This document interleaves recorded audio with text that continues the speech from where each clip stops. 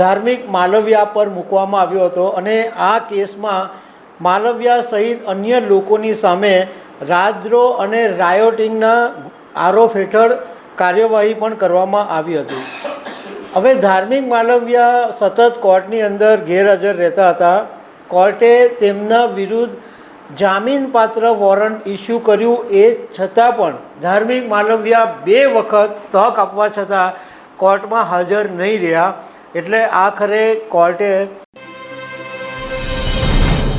નમસ્કાર, સુરતના ભાજપના કાર્યકર અને પાટીદાર અનામત આંદોલન સમિતિના નેતા ધાર્મિક માલવિયાને કોર્ટની અવગણના કરવાનું ભારે પડી ગયું છે। કોર્ટમાં સતત ગેરહાજર રહેવાને કારણે કોર્ટ ગુસ્સે ભરાઈ અને બિનજામીનપાત્ર વોરંટ ધાર્મિક માલવિયાને મોકલવામાં આવ્યું હતું। આ કેસ વિશે હું તમારી સાથે વાત કરીશ। મારું નામ રાજેશ શાહ છે અને તમે જોઈ રહ્યા છો ગુજરાતના સૌથી મોટા ડિજિટલ ન્યૂઝ પ્લેટફોર્મ ખબરછે.com।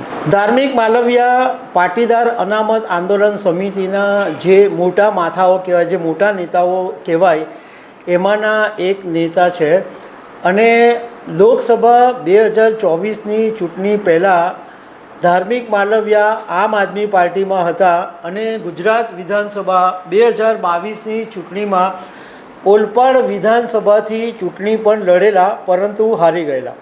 પરંતુ જ્યારે લોકસભા 2024ની ચૂંટણીનો માહોલ હતો એ વખતે ધાર્મિક માલવિયા આમ આદમી પાર્ટી છોડીને ભાજપમાં જોડાઈ ગયા હતા। પરંતુ 2015નો એક કેસ હતો, જ્યારે પાટીદાર અનામત આંદોલન ચાલતું હતું।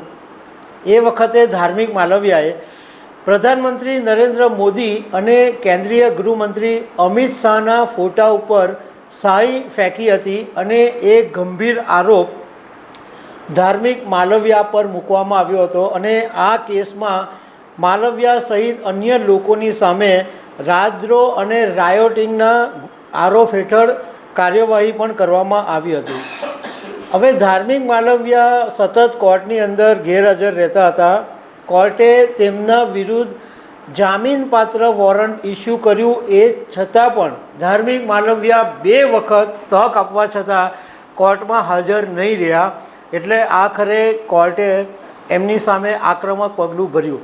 શુક્રવારે ધાર્મિક માલવિયા કોર્ટમાં હાજર થયા, પરંતુ એમણે વોરંટ રદ કરવાનો બી પ્રયાસ કર્યો, પરંતુ કોર્ટે એમની વાત માની નહીં અને વોરંટ રદ કરવાની જે વાત હતી એ નિષ્ફળ ગઈ અને કોર્ટે આદેશ આપ્યો કે ધાર્મિક માલવિયાને જેલમાં મોકલવામાં આવે। તો ધાર્મિક માલવિયાને લાજપોર જેલમાં મોકલી દેવામાં આવ્યા હતા।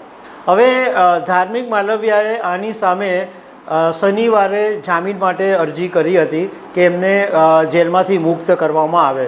આ બાબતે અમે પાટીદાર અનામત આંદોલન સમિતિના નેતા અને આમ આદમી પાર્ટી છોડીને ભાજપમાં ગયેલા અલ્પેશ કથિરિયા સાથે વાત કરી હતી અને અલ્પેશ કથિરિયાને પૂછ્યું હતું કે આજે જ્યારે ધાર્મિક માલવિયાની કોર્ટમાં જામીન અરજી હતી તો એમાં શું થયું? તો એમણે એમ કીધું કે ધાર્મિક માલવિયાને જામીન મળી ગયા છે। એટલે અત્યારે તો ધાર્મિક માલવિયા જામીન ઉપર છૂટી ગયા છે। તો દર્શક મિત્રો, આવી અનેક વાતો સાથે અમે તમને મળતા રહીશું। Thank you very much.